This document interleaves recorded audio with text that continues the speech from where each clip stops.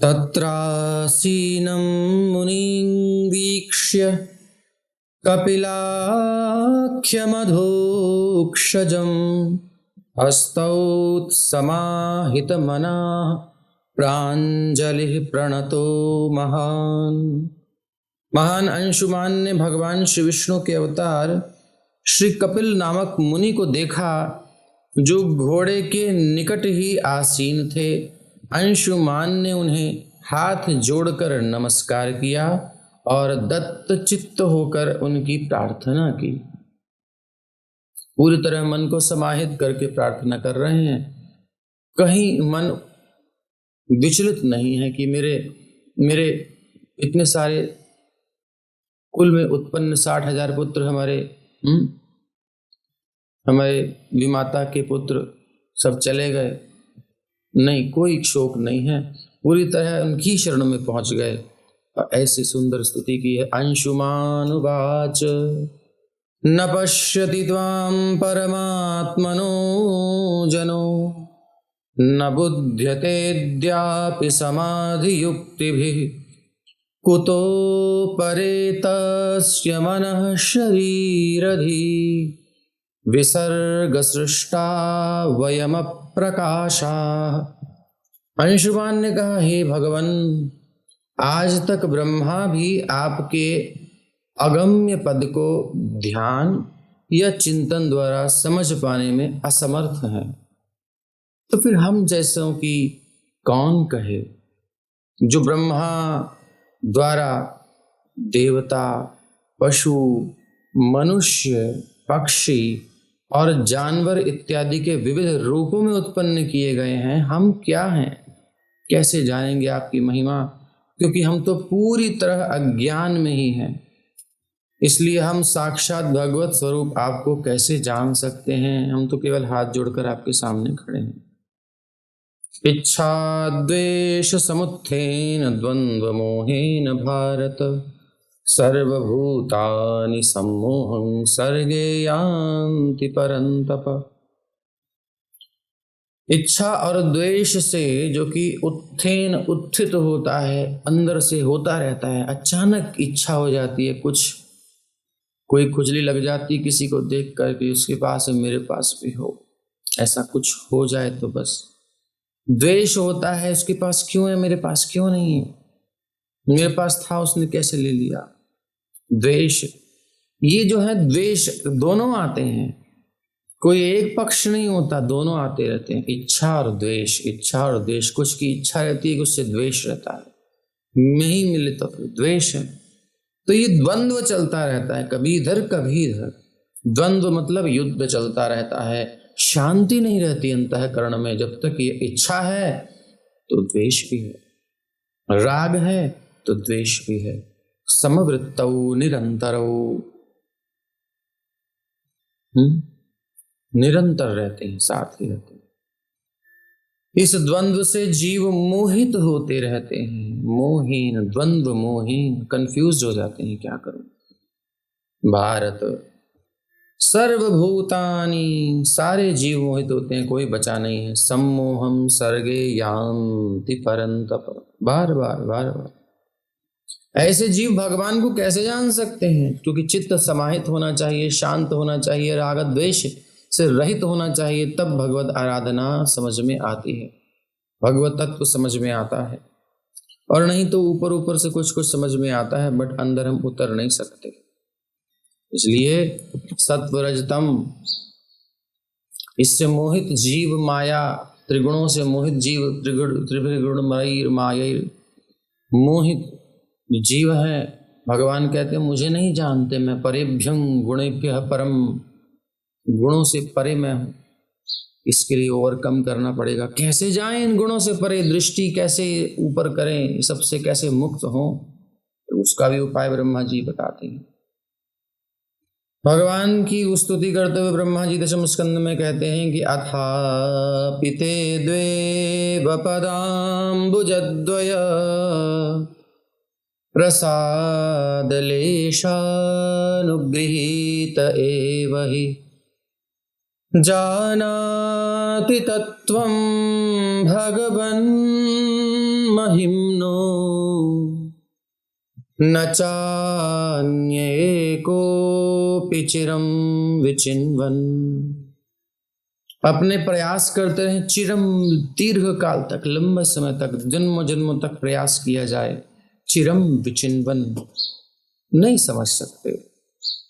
लेकिन जब शरणागति लेते हैं, भगवान के आश्रय में आते हैं, पदाम्बुजद्वय, पद अम्बुजद्वय, दो चरण कमल, कमल के समान सुंदर चरणों को जब अपने अंतःकरण में, अपने हृदय में धारण करते हैं, अर्थात ये भाव धारण करते हैं कि हम इनके दास हैं, हम इनकी किंकरियां हैं, हम इनकी सेविकाएं हैं, सेवक हैं।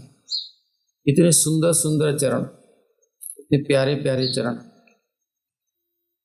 ऐसी भावना जब अंदर आती है उसी को समर्पण कहते हैं। नहीं तो अहंकार होने के कारण हम ये सब चिंतन नहीं कर पाते।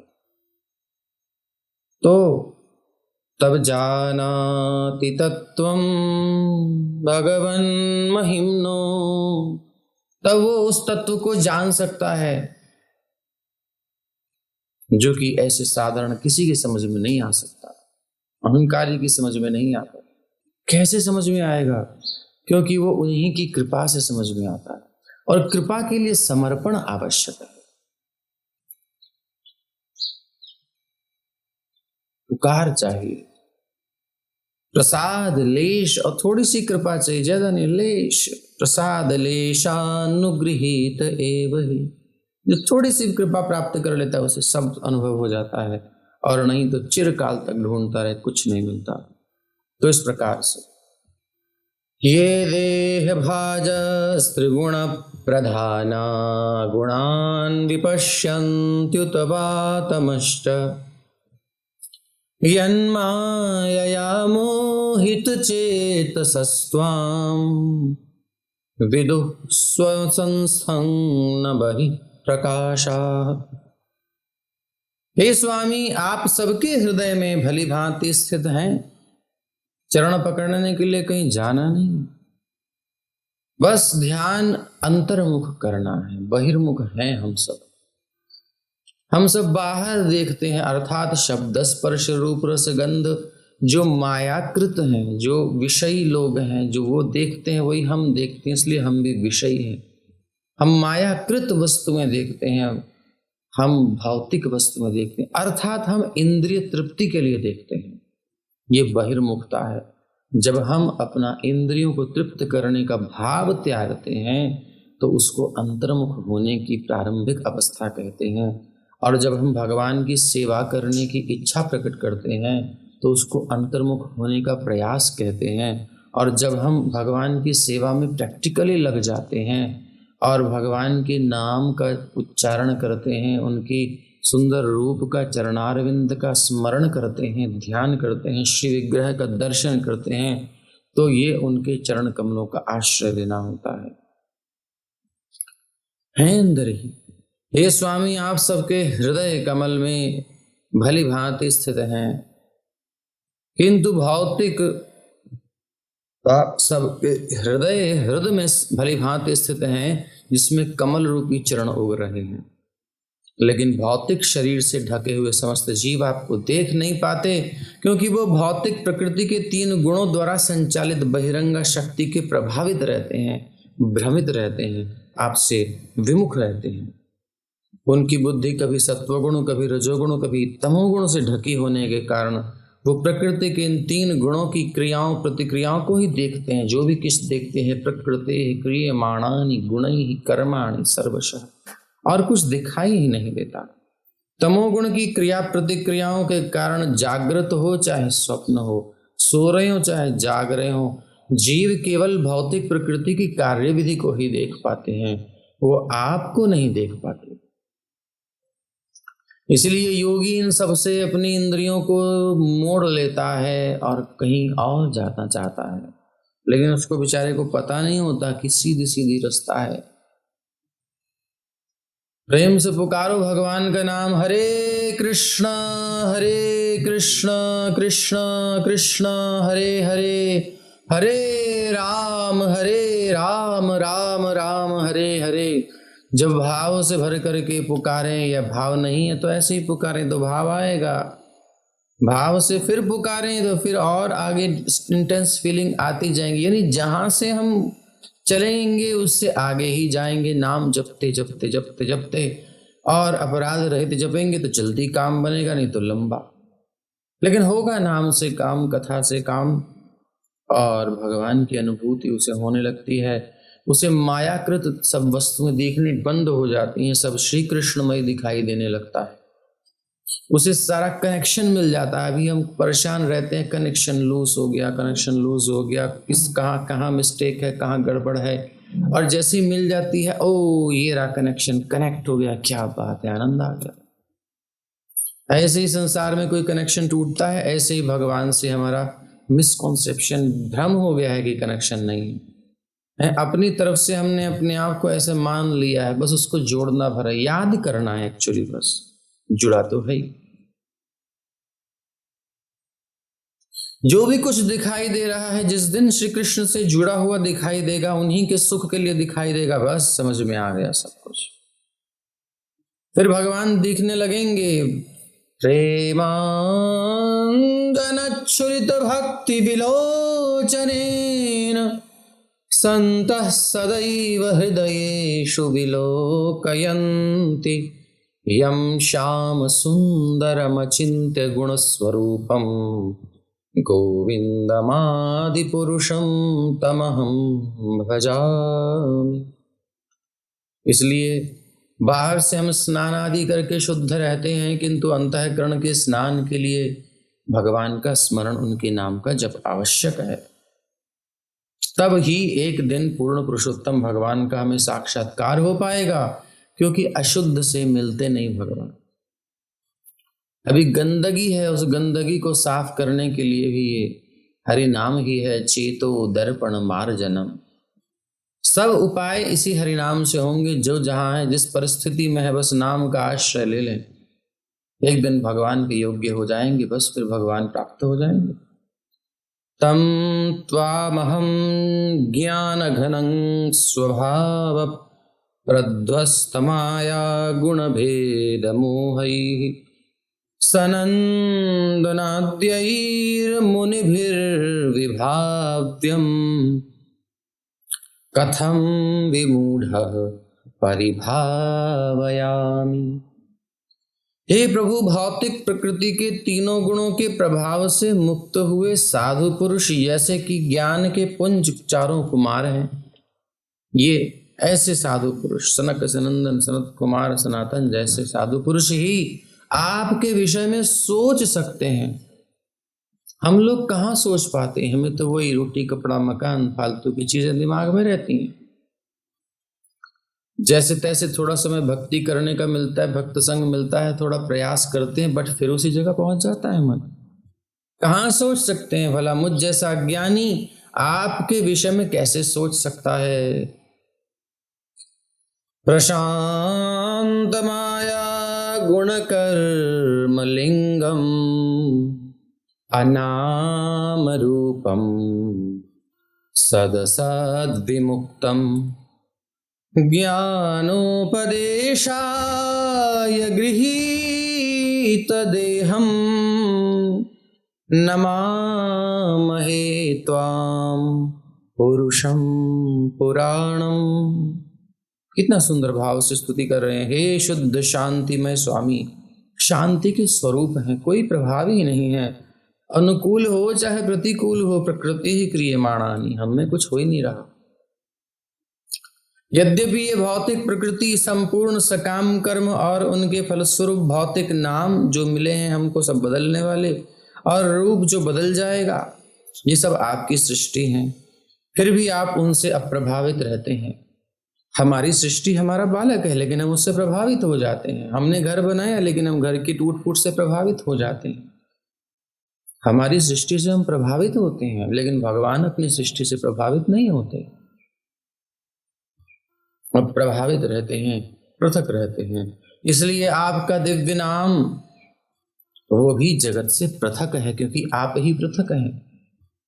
भौतिक नामों से भिन्न है आपका नाम। ऐसा नहीं है जैसा संसार में हमारा नाम और भगवान का नाम, ऐसा नहीं, अलग है। जैसे भगवान प्रकृति से परे हैं, उनका नाम भी प्रकृति से परे है। भगवान अप्रभावित हैं संसार की परिस्थितियों से, नाम भी अप्रभावित है। तो जो इनकी शरण लेगा, जो नाम का आश्रय लेगा, यत्न पूर्वक नाम आश्रय करी जतन तुम्ही, और ये जान लेगा कि नाम बिना किछु नाहिक आर, नाम के बिना कुछ भी नहीं है त्रिलोकी में। बोलने की जरूरत क्या है और कुछ भगवान के नाम को छोड़कर। नाम बिना किछु नाहिक आरो, कुछ भी नहीं है नाम के बिना, ऐसा भक्तिनाथ ठाकुर जी कहते हैं। 14 भुवन माझे, 14 भुवनों में, कहने का अभिप्राय दिखता तो बहुत कुछ है बट काम का कुछ नहीं। काम केवल नाम आएगा। रावण का वो सर पड़ा हुआ है, गिद्ध नोच रहे हैं उस शरीर पर, और सियार गिद्ध लगे पड़े हैं, जिसके आगे बड़े बड़े दिग्गज कांपते थे, झुक जाते थे। ये होता है। इसलिए क्या गर्व करना, किस बात पर गर्व करना। आपका स्वरूप भौतिक स्वरूपों से भिन्न है। आप श्रीमद् भगवत गीता जैसे ज्ञान का हमें उपदेश देने के लिए ही भौतिक शरीर के समान रूप धारण करते हैं। भौतिक शरीर के जैसा उनका रूप लगता है बट होता नहीं, क्योंकि वो आप वास्तव में रहते हैं शुद्ध आदि पुरुष ही। इसलिए मैं आपको सादर नमस्कार करता हूं। श्री यामुनाचार्य जी ने अपने स्तोत्र रत्न में कहा है, भवन्तम एवानुचरन् निरन्तरः प्रशांत निःशेष मनोरथान्तरः कदाहमैकान्तिक नित्य किंकरः प्रहर्षयिष्यामि सनाथ जीवितम्। आपकी निरंतर सेवा करने से मनुष्य सभी भौतिक इच्छाओं से मुक्त हो जाता है और पूरी तरह शांत हो जाता है। ये अनुभव की बात कह रहे हैं, ये केवल हवा में नहीं है कि किसी कवि ने रचना कर दी। इन्होंने विश्व का भोग भोगा है और उसके बाद भगवान की सेवा में लगे हैं। राजा थे, सब छोड़ करके फिर सेवा में लगे, दोनों का अनुभव किया है और तब बोल रहे हैं कि अगर आपको संसार के सुख बहुत खींचते हैं, ये वेग सताते हैं, काम बहुत सताता है, क्रोध सताता है, लोभ मद मात्सर्य रगड़ देते हैं, तो आप क्या करो? भगवान की सेवा करो, नाम की सेवा करो, कथा की सेवा करो, वैष्णवों की सेवा करो। इस सेवा से होगा क्या? सेवा से तो होगा, लेकिन निरंतर सेवा से होगा। निरंतर सेवा। मैं मॉर्निंग वॉक याद आती प्रभुपाद जी की। मुंबई में जुहू बीच पर वॉक कर रहे हैं, कोई पूछ रहा है इस नाम जपने से हो जाएगा क्या? केवल नाम जपने से सब हो जाएगा? प्रभुपाद जी कहते हैं हाँ हो जाएगा। तो कुछ क्षण रुकने के पश्चात फिर प्रभुपाद बोलते हैं 2 घंटा जपने से क्या होगा? 2 घंटा जपने से क्या होगा? अर्थात निरंतरता आवश्यक है। आपकी निरंतर सेवा करने से मनुष्य सभी भौतिक इच्छाओं से मुक्त हो जाता है। अगर आपको इच्छाएं परेशान करती हैं, काम क्रोध लोग परेशान करते हैं हमें, तो ये शास्त्र निर्देश देते हैं, संत अपना अनुभव बताते हैं। बिल्कुल पक्की बात है कि निरंतर लग जाइए, फिर आपको कोई समस्या नहीं आएगी। मन पूरी तरह शांत हो जाएगा, इच्छा ही पैदा नहीं होगी। और इच्छा क्यों नहीं हो रही ये भी पैदा नहीं होगी। इच्छा आदत पड़ जाती है ना, तो खाली खाली लगता है जब कोई नहीं होता है। तो जिसके साथ बहुत समय बिताया एकदम चला जाए तो खाली लगता है ना। ऐसे ही हमने जिन इच्छाओं के साथ, जिन चंचलता के साथ, जिस शोरगुल के साथ, जिस असामंजस्य में अपना जीवन बिताया है, आदत सी पड़ गई है उसकी। वो आदत के कारण हमें रीता खालीपन लगता है शुरू में। जब संसार नष्ट होता है तो कुछ समझ में नहीं आता, वो स्थिति भी नष्ट हो जाती है, यानी इतना आनंद आता है कि बस आप कह नहीं सकते। तो कहते हैं कि जब ऐसा निरंतर सेवा करने से हो जाता है तो फिर हम क्यों नहीं करते? अरे करते नहीं है, यही तो इच्छा करनी है कि करें। तो कह रहे हैं हे भगवान, वो समय कब आएगा जब मैं आपका परमानेंट दास, स्थायी सेवक सेविका बनकर और आप जैसा उपयुक्त स्वामी पाकर हमेशा प्रसन्न रह सकूंगा। ऐसा स्वामी कहाँ मिलेगा? जो संबंध बनाया है, जिसने भगवान से जोड़ा है, भगवान ने निभाया है, चाहे वो सखा का हो, चाहे वो दास का हो। हनुमान जी कभी नहीं चाहते कि हम इनके दास के पद को छोड़ें, हमेशा सेवा में रहना चाहते हैं। बिल्कुल राम काज कीन्ही बिनु मोहि कहाँ विश्राम। सखा के रूप में अर्जुन की सेवा तो विश्व प्रसिद्ध है। भगवान अर्जुन के सारथी बन गए। बताइए और क्या सेवा करें, कैसे बार बार रक्षा करी अर्जुन के प्राणों की, कितनी युक्तियों से रक्षा करी, और क्या प्रमाण दें। वात्सल्य रूप में यशोदा मैया है, कितनी प्रसिद्ध हैं। भगवान ने पोषण दिया है, उनकी हर इच्छा पूर्ण करी है, खूब सुख दिया है, दे रहे हैं। और माधुर्य में तो गोपियों की तो बात ही क्या करें। गोपियों की तो कहनी ही क्या बात है। गोपी प्रेम की ध्वजा भगवान ने कह दिया, न पा रहे हम निर्वद्य संयुजाम स्वसाधु कृत्यम विबुधायुषापि वह। आपने मेरे लिए जो प्रयास किया है, जो त्याग किया है, मैं उसके लिए ऋणी हूं, आपका हमेशा के लिए ऋणी हूं, आपका खरीदा हुआ दास हूं। इसलिए गोपियों की सेवा में भगवान डोलते रहते हैं। मेरे माई श्याम लग्यो ही संग डोले। हमारे यहाँ तो श्याम सुंदर पीछे पीछे डोलते हैं, लगवार बन के डोलते हैं। जैसे किसी छोरी के किसी छोरा ढूंढ रहा है, ऐसे लगवार बन के घूमते हैं।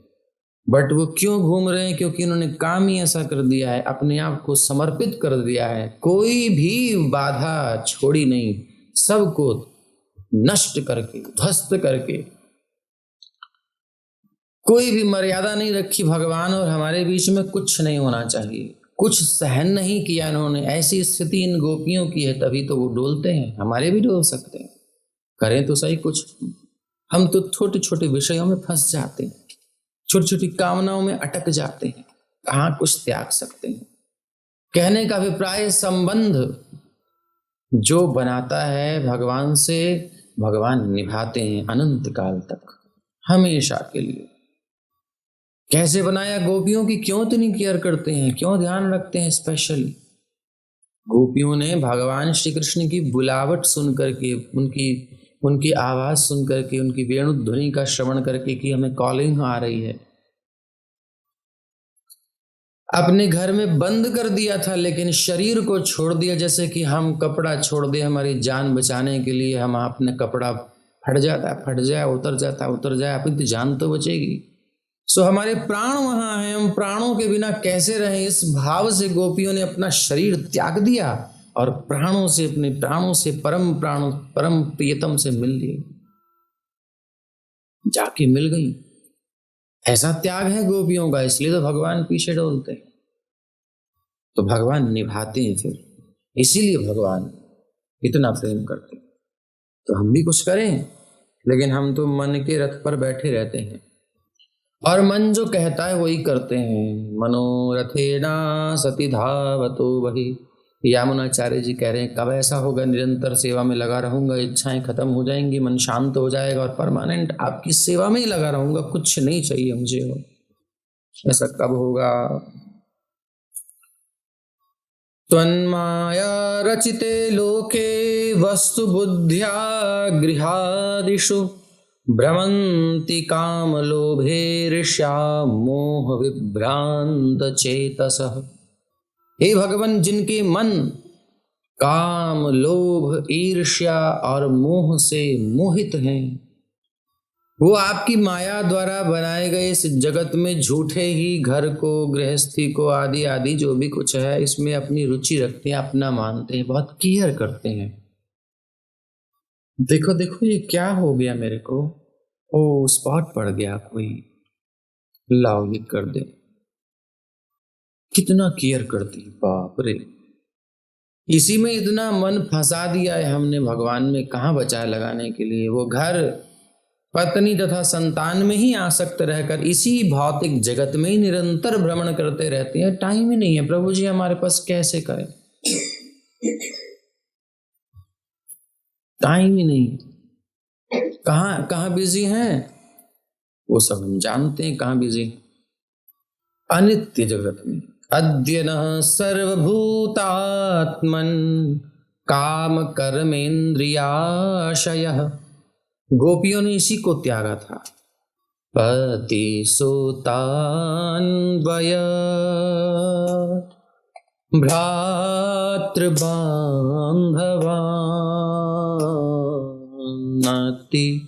विलङ्घ्यते त्यच्युतागता। पति, पुत्र और इनके संबंधी, भ्रातृ, बंधु, ये बड़े कठिन है इनकी आदेश का उल्लंघन करना। कहाँ रहेंगे उस समय, सोचिए समाज कैसा होगा। अभी तो चलो आप रह लेती हैं अलग, सब समाज में ऐसी परिस्थितियां हैं, बट उस समय मर्यादाएं थी। भौतिक दृष्टि से बहुत बड़ा काम किया, लेकिन किया आध्यात्मिक जगत में, इसलिए गलत नहीं था। यही अगर भौतिक जगत में करती तो बहुत बड़ा पाप था, दंडनीय, निंदनीय कार्य था। लेकिन क्योंकि विषय बदल गया, इसलिए आश्रय का भी चमत्कार हो गया। इसलिए विषय बदलिए, जैसे हैं जो हैं बढ़िया हो जाएंगे। विषय नहीं बदलते हम, आश्रय वही है हमारा। आश्रय बदल नहीं सकता क्योंकि हम ही हैं। विषय क्या है हमारा, उद्देश्य क्या है हमारा, लक्ष्य क्या है हमारा। ये थोड़ा रस की दृष्टि से ऐसे कह रहे हैं, बट विषय आश्रय का कुछ विशेष अर्थ होता है, तो उस रूप में लीजिएगा। तो गोपियों ने भगवान को विषय बनाया था, तब उसके लिए प्रयास किया था। लक्ष्य श्री कृष्ण की तृप्ति थी, ना कि अपनी इंद्रियों की तृप्ति थी। संसार में हमारे अपनी इंद्रियों की तृप्ति है, भगवान की इंद्रियों की नहीं है। बल्कि संसार में भी किसी को तृप्त नहीं करना चाहते हम, ये तो हम पहले समझ ही चुके। कोई स्वयं के लिए ही किसी से प्रेम करता है, उससे बात करता है, उसका स्पर्श करता है, उसको देखता है, उसके लिए नहीं करता है। इसलिए संसार में प्रेम नाम की वस्तु है ही नहीं। लेकिन लगता है आई लव यू, ये धोखा है। जितनी जल्दी आंखें खुल जाएं उतना आनंद, जितनी देर से खुलेंगी उतना टॉर्चर। धोखे में जी रहे हैं। गोपियों ने सब त्यागा। पति सुतान वे भ्रातृ बांधवान अति विलंघे, बड़ा कठिन है इनको त्यागना, इनका उल्लंघन करना। अति विलंघ्य तेन त्यच्यु अच्युत ते अंत्यच्युत। ये सब गोपियां अच्युत के बिल्कुल पास में चली गईं। हम भी भगवान के पास क्यों नहीं चल रहे? तो गोपियों की ये स्थिति है, हम कहां कुछ कर रहे हैं। अद्य नः सर्वभूतात्मन काम कर्मेन्द्रियाशयः मोह पाशो दृढ़श्छिन्नो भगवंस्तव दर्शनात्। हे समस्त जीवों के परमात्मा, हे भगवन, मैं अब आपके दर्शन मात्र से सारी काम वासनाओं से मुक्त हो गया हूं। अब आप सोच रहे हो कैसे इनका मन शांत हो गया, बताओ। 60,000 मारे गए, चाचा लगेगी, कौन लगे। फैमिली में मतलब सब खत्म हो गया, कोई वंशज है ही नहीं, अकेले बचे हैं। बताओ कितना बड़ी ट्रेजेडी हो गई है, कितना बड़ा शोक सभा होनी चाहिए, सामने उनकी राख पड़ी हुई है। अंदाजा तो ये भी लगा सकते थे कि यहाँ 60,000 के 60,000 मरे हुए, नहीं महाराज की कृपा होगी, लेकिन नहीं। भाव से जब हम भगवान के पास पहुंचते हैं, किसी संत के पास पहुंचते हैं, तो कृपा होती है। भावग्राही जनार्दन, उनका भाव वैसा था, इसलिए वैसा ही प्रभाव उनको मिल गया। ये यथा मांग प्रपद्यन्ते तांस तथैव भजाम्यहम् कह करके समझ सकते हैं। इनका भाव बड़ा अच्छा है, इसलिए इनको वैसा लाभ मिल गया। अंतःकरण काम वासनाओं से मुक्त हो गया, जो दुर्लंघ्य मोह तथा संसार के बंधन का मूल कारण है। मूल मतलब जड़ है।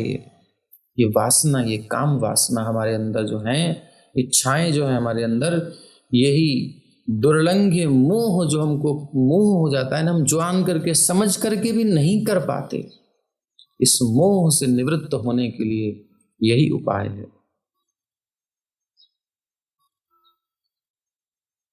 कि भगवान का दर्शन किया जाए, भगवान के नाम का आश्रय लिया जाए। श्री शुक उवाच इत्थं गीतानुभावस्तं भगवान् कपिलो मुनिः अंशुमन्तमुवाचेदमनुग्राह्य धिया नृप। हे राजा परीक्षित, जब अंशुमान ने श्री भगवान का इस प्रकार महिमा गान किया तो भगवान श्री कपिल ने, जो भगवान श्री विष्णु के शक्तिमान अवतार हैं, उस पर कृपालु होकर उसे ज्ञान का मार्ग बतलाया। जब ऐसे हम जाएंगे तो कृपा भी होगी। क्या बताया? श्री भगवान उवाच, भगवान ने कहा कपिल देव ने, अश्वोऽयं नीयतां वत्स, हे वत्स, अयम अश्वो नीयतां, ले जाओ इस अश्व को, पितामह पशुस्तव,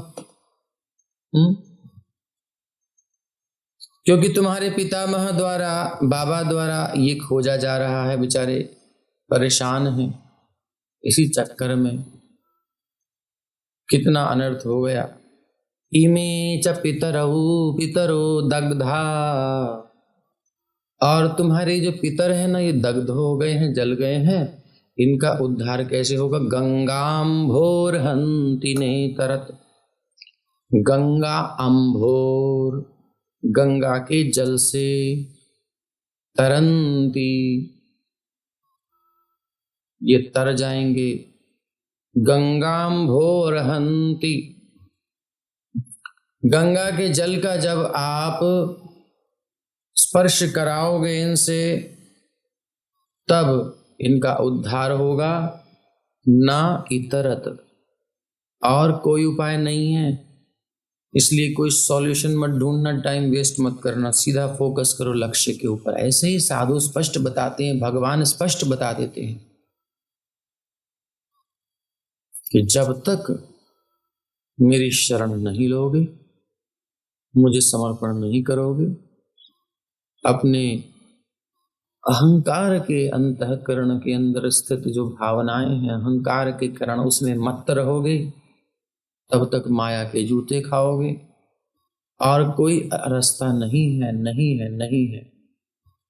माम एकं शरणम व्रज, भगवान कह रहे हैं मेरी एकमात्र शरण लो, सर्वधर्मान परित्यज्य। क्लियर है, बिल्कुल स्पष्ट है। ऐसे ही बताते हैं भगवान और संत की शब्द बिल्कुल साफ क्रिस्टल क्लियर होते हैं कि भैया कैसे निकलना है, आप लोगों को कहाँ फंसे हुए हो, व्यवस्था सब देते हैं।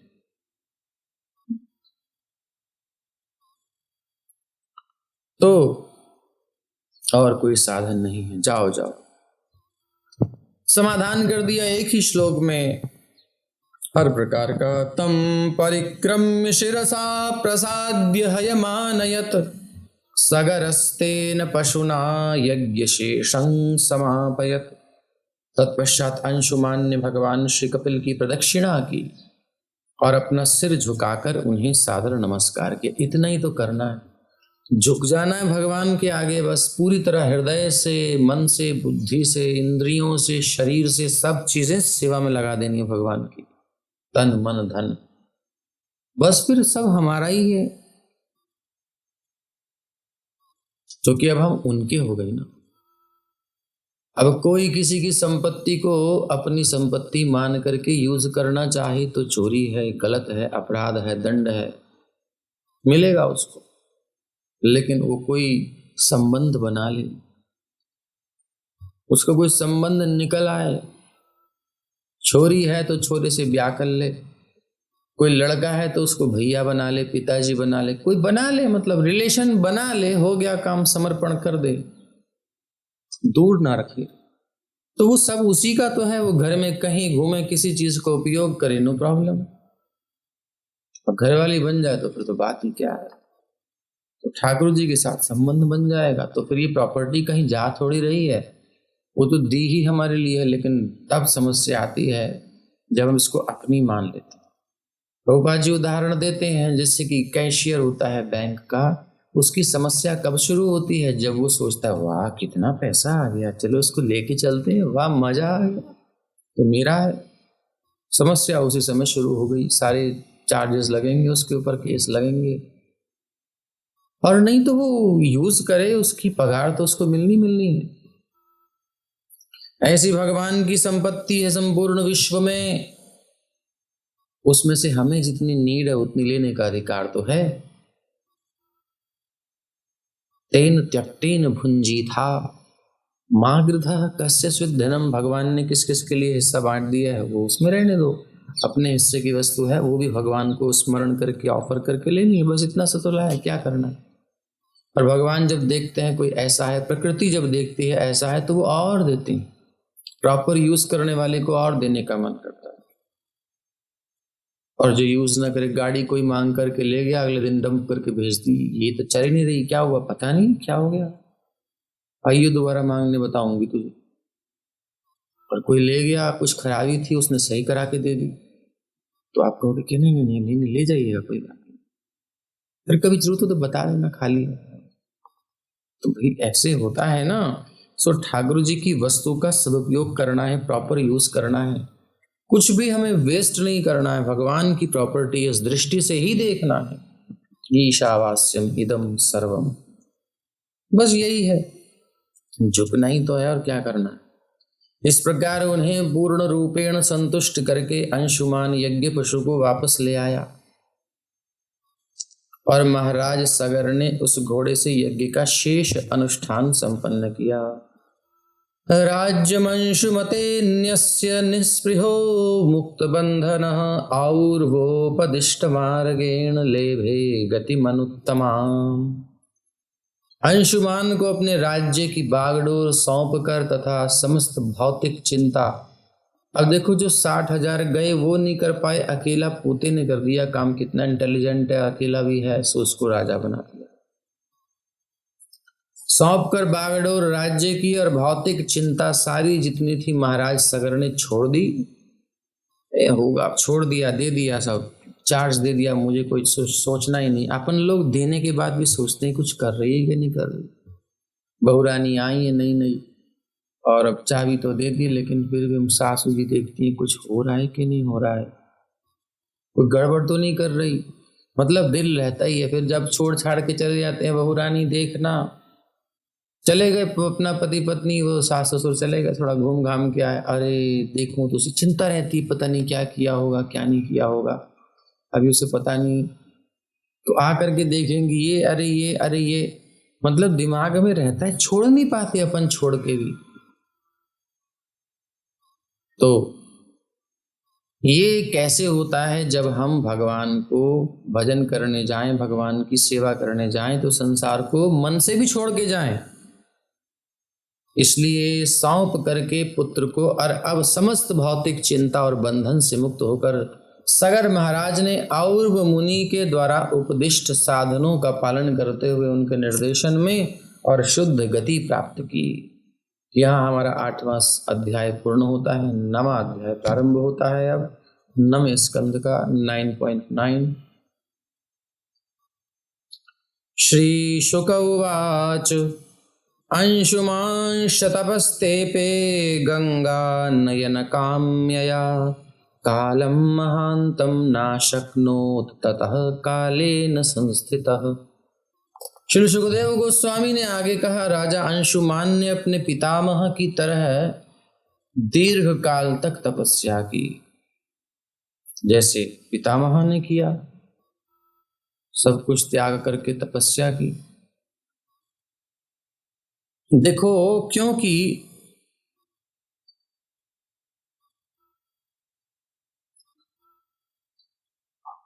गंगा जी को लाना था, ऐसा तो है नहीं कोई काम कर लेगा, कोई खुदाई कर लेगा, कोई ये काम, कुछ नहीं होगा, वो तो प्रार्थना से कृपा से ही आएंगी।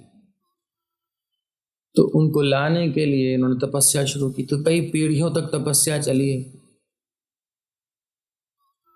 तब जाके सफलता मिली है। हो सकता है हमें इस जीवन में सफलता ना मिले, लेकिन किसी जन्म में मिल जाएगी। उत्साह रखना चाहिए। एक तो हम ढीले हैं वैसे भी, तो इसलिए चिंता करनी नहीं चाहिए, टाइम तो लगेगा ही। और अगर बहुत तीव्र तपस्या की जाए तब भी कभी कभी बहुत समय लग जाता है, क्योंकि लंबा कार्य है ना, बहुत गंदगी बहुत है। पहले तो सफाई करनी होगी। जब हम भगवान को बुलाते हैं, किसी संत को बुलाते हैं तो, या किसी को भी बुलाते हैं अपने प्यारे को, तो उस जगह साफ सुफ रखनी होती है ना, सुंदर बढ़िया व्यवस्था करते हैं, सजाते वजाते हैं सब। तो ठाकुर जी के लिए व्यवस्था तो करनी पड़ती है, सो इसलिए भक्ति पूरी करनी पड़ेगी। और जो हमने फालतू की चीज़ें रखी हुई ना, गंदी गंदी चीज़ें घर पे, वो सब निकालनी पड़ती हैं, साफ करना पड़ता है, दाग वाग लगे। सो इस अंतःकरण में भगवान को बुलाने से पहले थोड़ी रगड़ रगड़ के सफाई करनी पड़ती है। जब वो हो जाती है तो भगवान आ जाते हैं, कोई मना थोड़ी कर रहे हैं। राजा अंशुमान ने अपने पितामह की तरह दीर्घ काल तक तपस्या की। उत्साही होकर के साधना करनी चाहिए। बोले अद्यवा शताब्दांते, आज हो कि 100 साल बाद हो, कई 100 जन्मों बाद हो, कोई फर्क नहीं पड़ता। ये मेरा संकल्प है कि श्री कृष्ण की प्राप्ति ही मेरा लक्ष्य है जीवन का। उनकी सेवा ही मुझे करना है, और कुछ मेरा लक्ष्य नहीं है, उद्देश्य नहीं है जीवन का। ये संकल्प करके निश्चिंत होकर के करना चाहिए। तो दीर्घ काल तक तपस्या की अंशुमान ने भी, लेकिन वो भौतिक जगत में गंगा जी को ला नहीं सके, और उनका शरीर पूरा हो गया, लेकिन ये व्यर्थ नहीं गया। दिलीपस्तत्सुतस्तद्वदशक्तः कालमेघिवान् भगीरथस्तस्य सुतस्ते पेश सुमहत् तपः। अंशुमान की तरह उनका पुत्र हुआ दिलीप। दिलीप भी गंगा को इस भौतिक जगत में लाने के लिए तपस्या किए, लेकिन सफल नहीं हुए, असमर्थ रहे। लेकिन तपस्या व्यर्थ नहीं गई, और कालक्रम में उसकी भी मृत्यु हो गई। स्वाभाविक है, तपस्या में ही इनकी कई पीढ़ियां चली गईं। भोग विलास त्याग करके इन्होंने अपने पूर्वजों के लिए, इस श्राद्ध का अवसर चल रहा है, तो अगर आपको पूर्वजों का उद्धार करना है तो खूब लगन से भजन कीजिए ठाकुर जी का। श्राद्ध पक्ष पर थोड़ा समझ लेना चाहिए। जो पितृ पक्ष है, श्राद्ध पक्ष है, या फिर पितरों का पितृदोष है, दुनिया भर की चीजें होती हैं। ये सब होता है। देखो, अगर आप लोग अपना अकाउंट बढ़िया से रखें, मेंटेन, बैंक बैलेंस बढ़िया हो, तो आपको कहीं भी जाओगे तो प्रॉब्लम नहीं आएगी। और अब बाहर गए हो, आपके अकाउंट में कुछ नहीं है, नाती पोता से कह रहे हो, बिटवा से कह रहे हो, बिटवा पोता नाती ले कुछ डाल दे हमारे अकाउंट में, वो डालेंगे तो काम चलेगा, नहीं डालेंगे तो नहीं चलेगा। पड़े रहो, लाले पड़े रहेंगे, जान के खाने के लाले पड़े रहेंगे। तो इसलिए हम लोगों को अपने लिए समझना चाहिए कि अपन लोगों को श्राद्ध वाद्य के तैयार नहीं करना चाहिए। लुप्त पिंडोदक क्रिया, भगवान यही डांट लगा रहे थे अर्जुन की। ठीक है, व्यवस्था है, लेकिन अल्पज्ञों के लिए है वो। बुद्धिमानों के लिए कुछ चिंता नहीं करनी होती, वो अपनी कमाई करके ही जाते हैं। शरीर में रहते हुए, जब तक शरीर है, शरीर के साथ जीवात्मा है, आत्मा है, तब तक इतना भगवान का भजन करते हैं, इतना कृत पुण्य पुंजा है, इतने पुण्यों के पुंज इकट्ठे कर लेते हैं कि वो अपनी कमाई खाते हैं, उनको जरूरत नहीं किसी की, और अटैचमेंट रखते नहीं। बुद्धिमानों का ये काम है। लेकिन अगर कोई आसक्त था, कोई संसारी था, और हमारे पीछे वाले चले गए, तो कोई बात नहीं, भगवान के नाम का ही उनको दान करो, भगवान की कथा का दान करो, भगवान के भक्तों को भोजन कराओ, ये सारे पुण्य भेज दो उनको।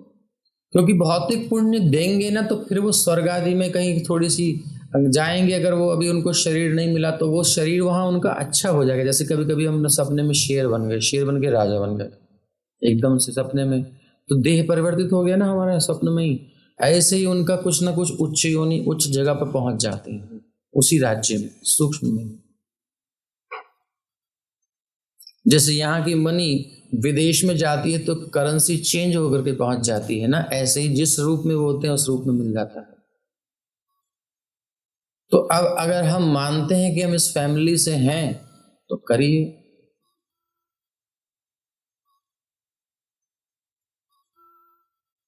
और यदि जानते हैं कि हम केवल भगवान के हैं, तो संपूर्ण विश्व के लिए करिए। फिर थोड़े से पुरखे थोड़ी हैं हमारे। वसुधैव कुटुंबकम। सर्वे संतु सुखिनः सर्वे संतु निरामया सर्वे भद्राणि। ये बात है थोड़ी चेतना की, उठना चाहिए। तो ये थोड़ी सी बातें हैं, तो करने से होता है, लेकिन ऐसा नहीं कि नहीं होता है। तो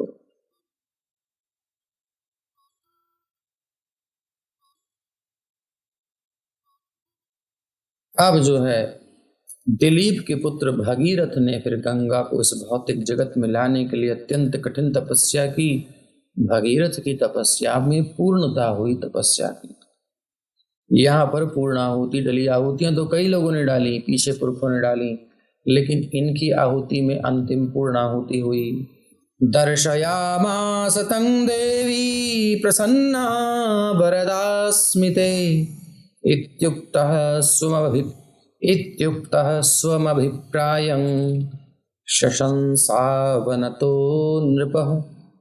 तत्पश्चात माता गंगा राजा भगीरथ के सामने प्रकट हुई और बोली, मैं तुम्हारी तपस्या से अत्यधिक प्रसन्न हूँ और तुम्हें मुंह मांगा वर देने को बिल्कुल तैयार हूँ। गंगा देवी इस प्रकार संबोधित किए जाने पर राजा ने, गंगा देवी ने जब ऐसे संबोधित किया तो राजा ने उनके समक्ष अपना सिर झुका दिया और अपना मंतव्य बताया। बोले, पुरखे लोग जिस काम से चले आ रहे हैं, जो उद्देश्य था ना, और वो कपिल भगवान ने कुछ बताया था। आजकल का कोई बेटा बेटा नहीं निभाएगा इन चीजों को। बेटा भागवत रोज पढ़ना, गीता का रोज पढ़ना, अध्ययन करना, भक्तों का संग मत छोड़ना। बेटा कहेगा बापूजी चले गए, अब उनकी बात भी खत्म। ऐसे हैं आजकल के। तो लेकिन ये ऐसे नहीं है। राजा का मंतव्य था अपने पूर्वजों का उद्धार करना, जो भगवान कपिल का अनादर करने के कारण भस्म हो गए थे।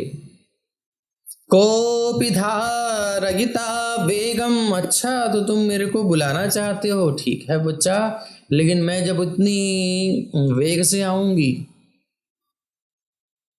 ऊपर से नीचे गिरूंगी, उतरूंगी, क्षमा कीजिए। कोपि धारयिता वेगम पतन्त्या में महीतले। जब मैं महीतल पर उतरूंगी तो कोपि धारयिता वेगम, कोई भी मेरा वेग है जो धारण कर सके। कौन व्यक्ति है वो बताओ जो मेरा वेग धारण कर सके? क्योंकि तुम मुझे बुलाओगे, मैं पाताल फोड़ करके नीचे निकल जाऊंगी, इतना वेग होगा। तो बताओ बताओ कौन है मेरे वेग को सहन करने वाला? अन्यथा भूतलम भित्वा नृपयास्य रसातलम। नहीं तो पृथ्वी को फोड़ करके, भेद करके रसातल अर्थात ब्रह्मांड के पाताल क्षेत्र में चली जाऊंगी, तुम्हारा काम नहीं बनेगा। इसलिए बेटा हम तो आने को तैयार हैं। हमको हाथी चाहिए, हमको हाथी चाहिए। हाथी तो आ जाएगा बेटा, लेकिन खिलाओगे पिलाओगे कहाँ, बांधोगे कहाँ? 1 BHK 2 BHK 4 BHK लेके बैठे हो, हाथी पालोगे तुम? पहले व्यवस्था करो, जाओ। ऐसे ही मैया आजकल के लड़के लड़की खूब प्यार व्यार के चक्कर में पड़ जाते हैं। अभी पढ़ाई वढ़ाई पूरी नहीं हुई, शुरू हो जाते हैं, फिर पकड़ जाते हैं। गांव घूमे तो लोग कहते हैं चलो सिंदूर भर दे इसकी मांग में। अब बेचारा फंस गया, सोच रहा था मजा लूंगा, लेकिन तो फंस गया। सारी सब बिरादरी ने पकड़ लिया, लड़की भी कह रही है तूने किया है प्यार, तुझसे कार कर। फंस गया, कर बेटा। अब है ही नहीं कुछ कमाना। अब ये तो खाली मूली प्यार थोड़ी होता है। अगर तुमको शादी वादी करनी भी है तो पहले अच्छे से पढ़ लो भैया, थोड़ा कुछ तैयारी कर लो। खाली प्यार से पेट नहीं भरता। प्यार थोड़ी खाओगे सारी जिंदगी। वो प्यार के कपड़े पहनेगी क्या? प्यार की रोटी खाएगी क्या? समाज में कुछ नहीं चाहिए क्या? बुद्धि खत्म कर दी गई। अरे पढ़ाई ढंग से कर लो। लेकिन एक तरफ तो ऐसा कहते हैं, फिर को एजुकेशन भी चलाते हैं, बेचारे करें क्या? नॉर्थ पोल साउथ पोल को बिल्कुल बगल में सटा के रखते हैं, फिर कहते हैं कि अट्रैक्शन नहीं होना चाहिए। ऐसी मूर्खता आज की सभ्यता की। खैर, जब लेके आ रहे हो किसी लड़की को तो उसकी व्यवस्था पहले करनी चाहिए, लड़कों को पता होना चाहिए। तो इसी प्रकार से महाराज हमें बुला रहे हो पृथ्वी पर, तो हमारे वेग को कौन धारण करने वाला है? कोई तो देखो। हम तो तैयार हैं। ओके ओके ओके, अब तो देख रहे हैं कौन है। तो फिर मैं तब तक जब बुलाओगे आ जाऊंगी। गंगा मैया दर्शन दे करके चली गई। किं चाहं न भुवं ज्ञास्ये नरा मैया मृजन्त्यघं मृजामि तदघं क्वाहं राजंस्तत्र विचिन्त्यताम्। हे राजन, मैं पृथ्वी लोक पर नहीं उतरना चाहती हूँ, क्योंकि सभी लोग, ये तो ऊपर की बात बताई, अब अंदर की बात कह रही है। देखो, मैं उतरना भी नहीं चाहती हूँ, इसलिए भी एक तो वेग बहुत है, हम नीचे चली जाएंगी। दूसरा, अगर कहीं उतार तो तुम रहे हो, लेकिन एक व्यवस्था और कर देना, क्योंकि जब हम पृथ्वी पर उतरेंगी तो क्योंकि सभी लोग अपने पाप कर्मों के फलों को धोने के लिए मुझ में स्नान करेंगे।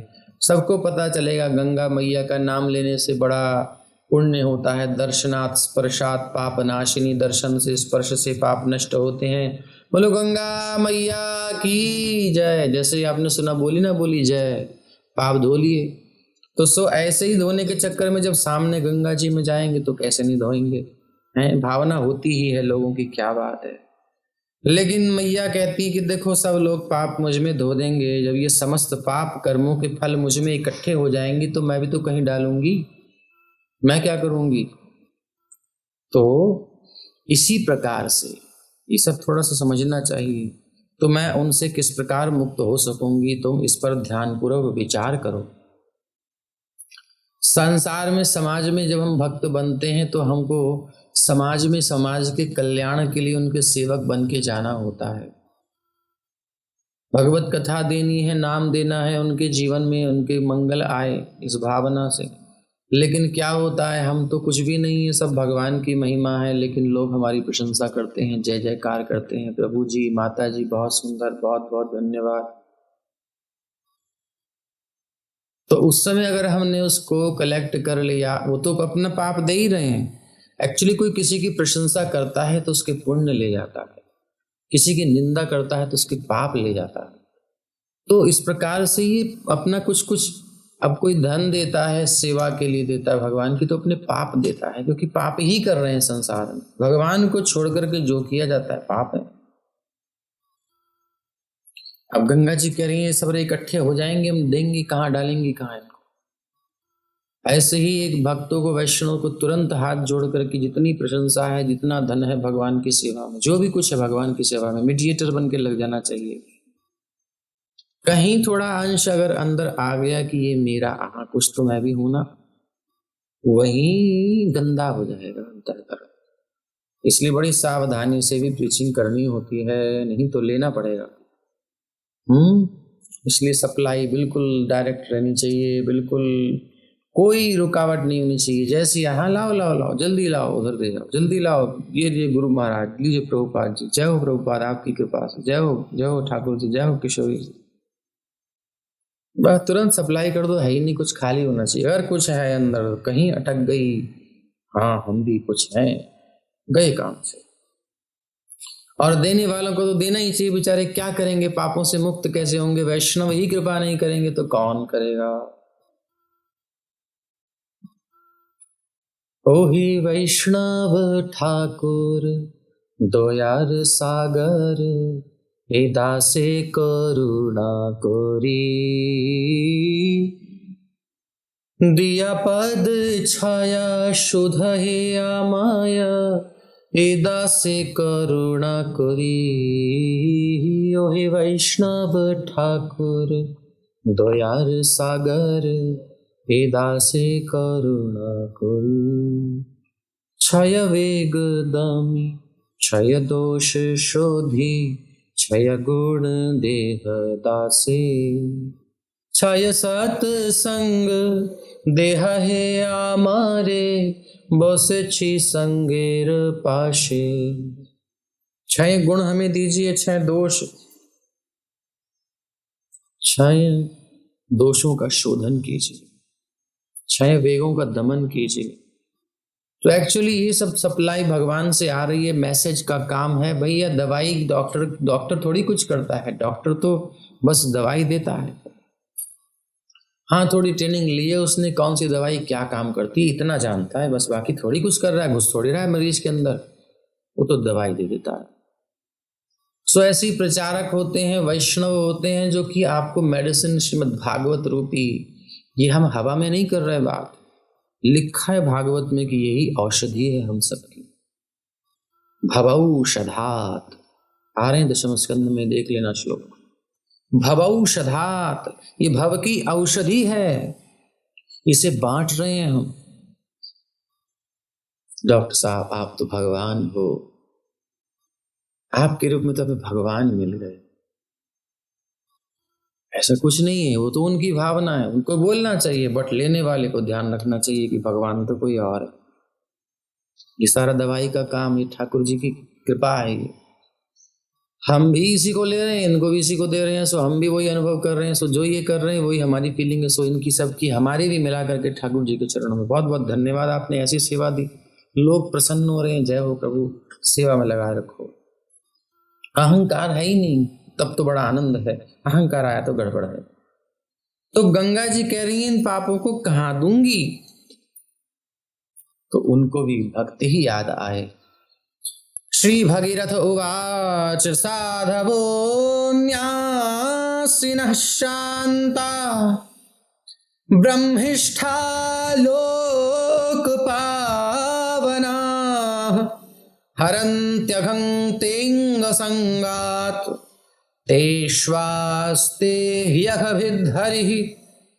अघभिद्धरिः, अघ को भेदने वाले, नष्ट करने वाले हरि जो है ना, ऐसे हरि को जो अपने अंतःकरण में रखते हैं, अंदर के करण में रखते हैं, मन में रखते हैं, बुद्धि में हमेशा उनकी याद, उनका आश्रय रखते हैं, कहने का अभिप्राय उन पर डिपेंड रहते हैं इंटरनली, कभी सेपरेट नहीं होते कि हाँ मैं भी कुछ नहीं, बिल्कुल डिपेंड रहते हैं, हमेशा सतत प्रार्थना करते रहते हैं, हे प्रभु ये अहम की वृत्ति आई, ये कर्तृत्व भावना आई, रक्षा कीजिए रक्षा कीजिए, सब आपकी कृपा से हो रहा है, आप करा रहे हैं, मैं just like an instrument, like instrument. Bhagirath ने कहा जो भक्ति के कारण संत प्रकृति के हैं और सन्यास आश्रम में स्थित हैं, भौतिक इच्छाओं से मुक्त हैं, उन्हें कोई काम नहीं बनाना किसी से अपना, शुद्ध भक्त हैं और वेद वर्णित नियामक सिद्धांतों का पालन करने में बिल्कुल पटु हैं, उनको पता है भगवान के आदेशों का पालन कैसे करना है, वो सर्वदा महिमा मंडित है और शुद्ध आचरण वाले हैं, आचरण बड़े शुद्ध हैं उनके भक्तिमय, और सभी पतितात्माओं का उद्धार करने में समर्थ हैं। ऐसे शुद्ध भक्त आपके जल में स्नान करेंगे ना मैया, देखिए गंगा सबके पापों को धोने वाली है, लेकिन गंगा के भी पाप कोई धोता है तो वो वैष्णव है, वो शुद्ध भक्त है। ऐसे शुद्ध भक्त आपके जल में स्नान करेंगे तो अन्य लोगों के संचित पापों के फलों का निश्चय ही निराकरण होगा, क्योंकि ऐसे भक्तगण सदैव उन पूर्ण पुरुषोत्तम भगवान को अपने हृदय में धारण करते हैं जो समस्त पापों को दूर कर सकते हैं। तो सोर्स है भगवान, कॉज है भगवान, सर्व कारण कारण, उनका आश्रय लेते हैं संत, इसलिए हम संतों का दर्शन करके, दर्शने पवित्र करो यही तुम्हार गुण, संतों के दर्शन से पवित्र हो जाता है जीव, ऐसा कोई शुद्ध भक्त हो, शांति मिलती है। ये कथा आती है, एक ऋषि थे, एक मुनि थे, एक भक्त थे, उनके आश्रम में कुछ स्त्रियां आती थीं, तो एक व्यक्ति ने देखा, कोई साधक था, उसने देखा कि अरे ये स्त्रियां आई काली कलोटी आती हैं, सेवा वेवा करती हैं आश्रम में, झोड़ा झाड़ू पोछा लगाती हैं, लेपा पोती करती हैं, पर जब जाती हैं तो बिल्कुल चमकती हुई जाती हैं, ये क्या है। तब उसको रहस्य पता चला कि ये सब नदियां हैं, ये मूर्त रूप होकर के आती हैं, गंगा यमुना गोदावरी आदि आदि सब नदियां आती हैं और आ करके और ऋषि मुनि की सेवा करती हैं और वहाँ सेवा से अपना मल दूर कर पाती हैं, ऐसा क्योंकि वो ऋषि निरंतर भगवत चिंतन में लीन रहते हैं।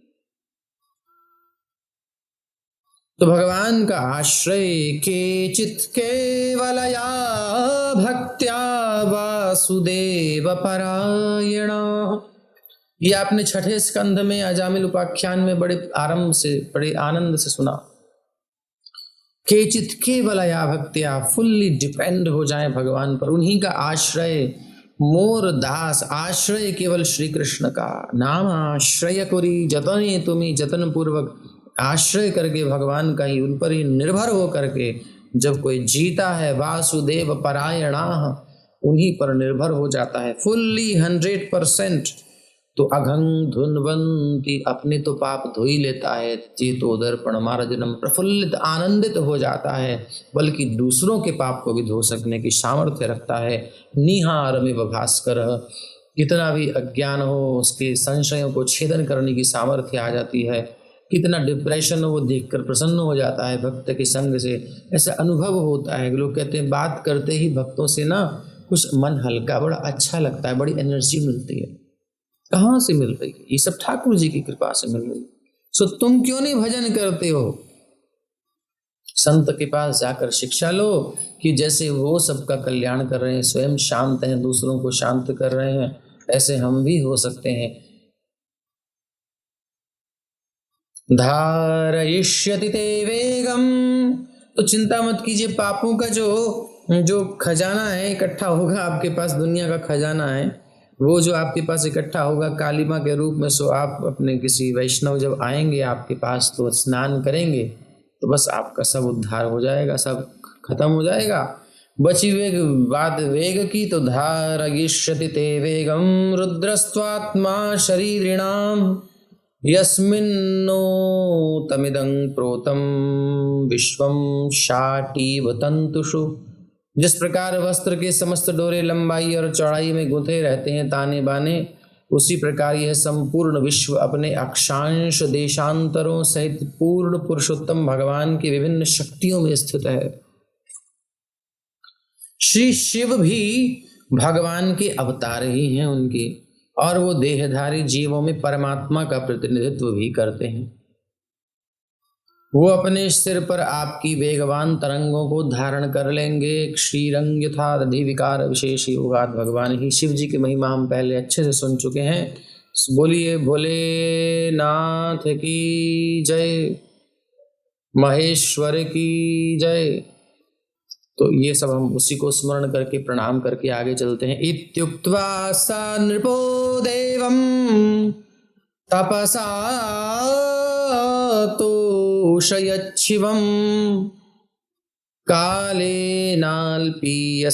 राजंस्तस्येषश्चाश्वयुष्यत। ऐसा कहने के पश्चात भगीरथ ने तपस्या करके शिव जी को संतुष्ट किया। इसमें तो लिखा है हो गए प्रसन्न, लेकिन महाराज ये एक श्लोक की बात नहीं है, पढ़िए गंगा अवतरण पूरा, कितना लंबा प्रोसेस है, कितनी तपस्या उन्होंने कठिन से करी। हे राजा परीक्षित सुनो, तपस्या से शिव जी को प्रसन्न किया, संतुष्ट किया। शिव शीघ्र ही भगीरथ से प्रसन्न हो गए। भगवान को प्रसन्न करने के लिए तपस्या क्यों करनी पड़ती है? खाना पीना मौज करना क्यों नहीं होता? क्योंकि ये भोग है, भोग से भगवान प्रसन्न नहीं होते, योग से प्रसन्न होते हैं। तो आश्वतुष्यत, जल्दी संतुष्ट हो गए।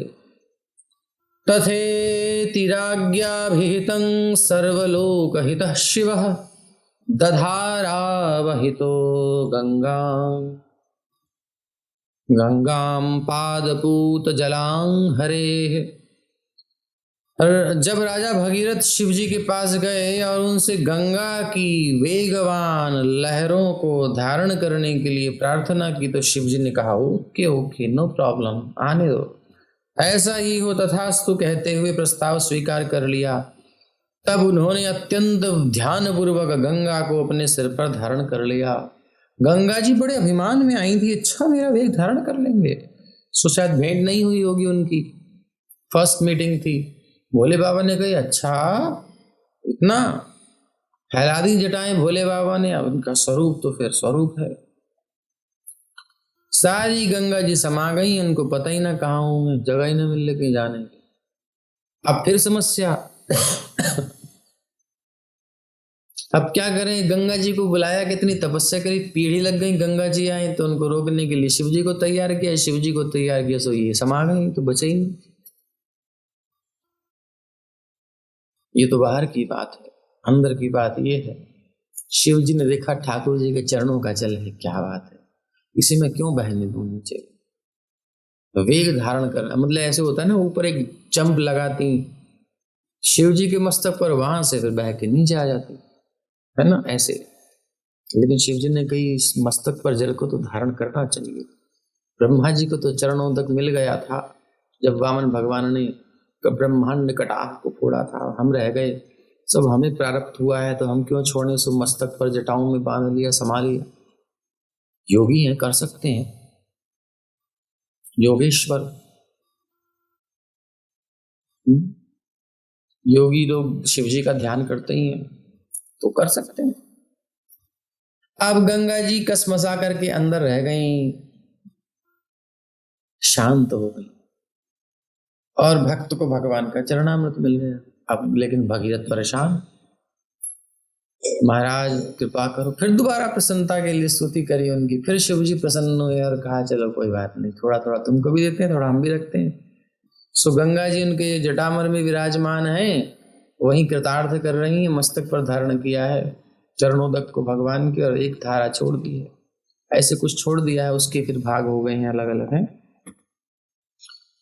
तो अब ये चीज हमारी दृष्टि में आती नहीं है, भैया गंगा जी का स्रोत तो गौमुख है और वहां से आगे कहीं दिखता नहीं। अब तुम्हारी आंखें इतनी ही देख पाती हैं तो कोई क्या करे, तुम्हारी क्या हमारी भी आंखें इतनी देख पाती हैं तो क्या करें। लेकिन शास्त्र तो बहुत आगे की बात बताता है। स्वर्ग की सीढ़ियां हैं लेकिन आपको नहीं दिखती हैं, जो स्वर्ग में जाने योग्य होते हैं उनको दिखाई देती हैं। कुछ रेज होती हैं एनवायरनमेंट में, बट कोई स्पेशल मशीन होती है उससे दिखाई देती हैं, वो बारीक चीजें होती हैं।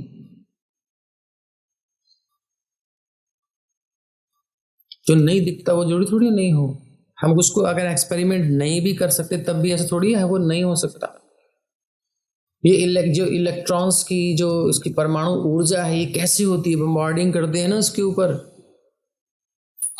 तो आपको एक वही न्यूक्लियस जितने हैं और वो सब इलेक्ट्रॉन्स वगैरह एक बल्क में दे दिए जाए, यानी चौक दे दी जाए, उसके अंदर भी तो होते हैं सब चीज़ें, न्यूट्रॉन वगैरह और इलेक्ट्रॉन्स वगैरह। कुछ अगर वो बात चीज़ें दे दी जाए आपको, प्रैक्टिकली कर लोगे इनको बम्बार्डिंग करवा करके, आप एनर्जी पैदा कर लेंगे क्या? आप जो आप कह रहे हैं नहीं दिख रहा तो नहीं मानेंगे, और नहीं कर सकते तो नहीं करेंगे, करके दिखाओ। हमारी सामर्थ्य नहीं है लेकिन होता है ना, वो भी परमाणु ऊर्जा कहीं तो बन रही है ना, सिद्धांत हमें पता है तो बना लो।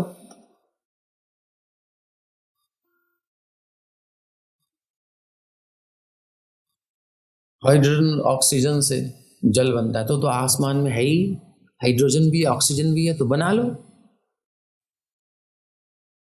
क्यों नहीं बन रहा? अगर आप तर्क करो कि भैया हाइड्रोजन ऑक्सीजन से जल बनता है तो फिर हवा में तो दोनों है, क्यों नहीं बन रहा जल? अब तुम फिर ये तो कुतर्क हो गए। ऐसी है कुछ चीजें हैं जो हम नहीं भी देख पाए, नहीं भी कर पाए, फिर भी होती हैं।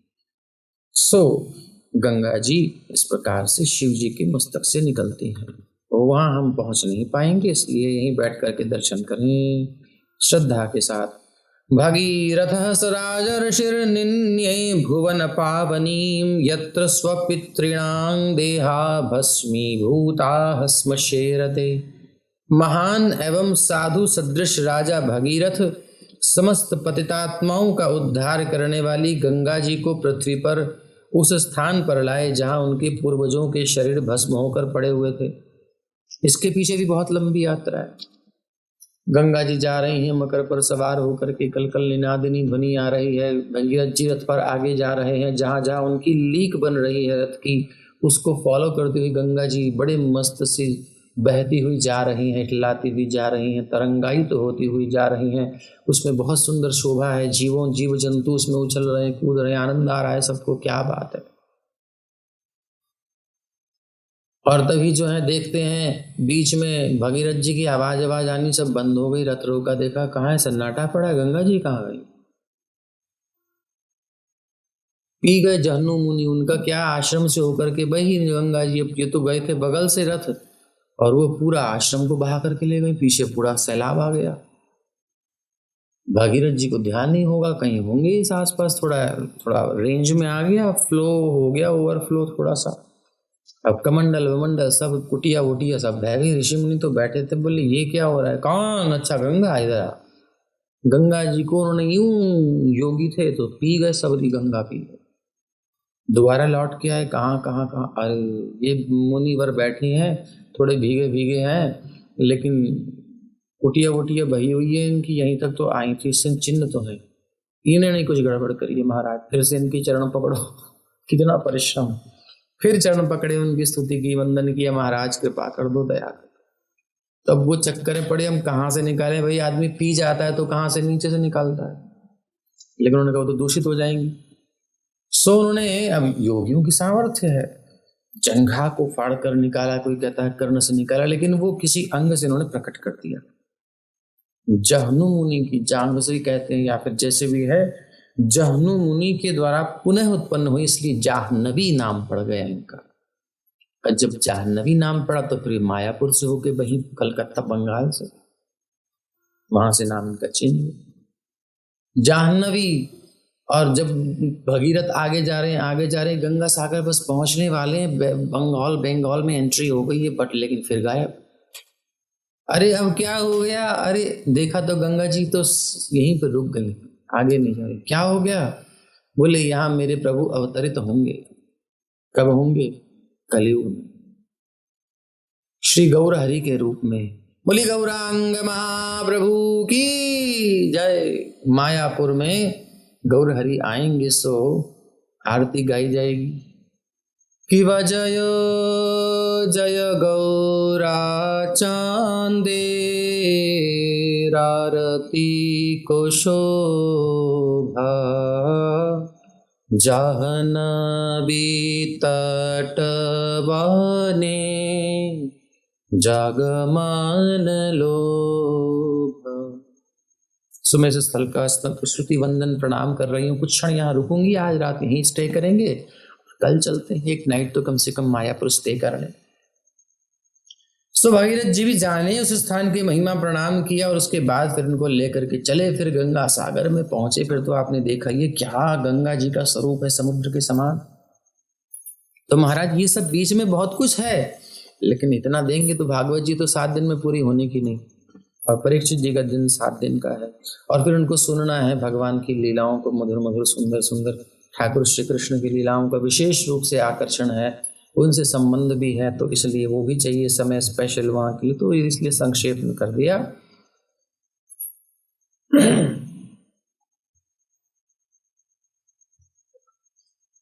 जब राजा भगीरथ शिव के पास गए और उनसे गंगा की वेगवान लहरों को धारण करने के लिए प्रार्थना की, तो ऐसा ही हुआ। ऐसा ही वो कहते हुए प्रस्ताव स्वीकार किया। तब उन्होंने अत्यंत ध्यानपूर्वक गंगा को अपने सिर पर धारण कर लिया, क्योंकि भगवान श्री विष्णु के अंगूठे से निकलने के कारण गंगा का जल शुद्ध करने वाला है। भगीरथः स राजर्षिर्निन्ये भुवन पावनीं यत्र स्वपितॄणां देहा भस्मीभूताः स्मशेरते। महान एवं साधु सदृश राजा भगीरथ, राजा क्या साधु ही थे ये, ऐसे राजा समस्त पतितात्माओं का उद्धार करने वाली गंगा जी को पृथ्वी पर उस स्थान पर लाए जहां उनके पूर्वजों के शरीर भस्म होकर पड़े हुए थे। रथेन वायुवेगेन प्रयान्तमनुधावति देशान पुनन्ति निर्दग्धा नासिंचत सगरात्मजान। गंगा जी की बड़ी महिमा है, इसी के ऊपर पूरी आपकी कथा चल सकती है बड़े आराम से, लेकिन इतना समय नहीं है, हम भागवत की सेवा में हैं। सो गंगा जी को प्रणाम करते हैं, गंगा जी की जय हो। कैसी महिमा है।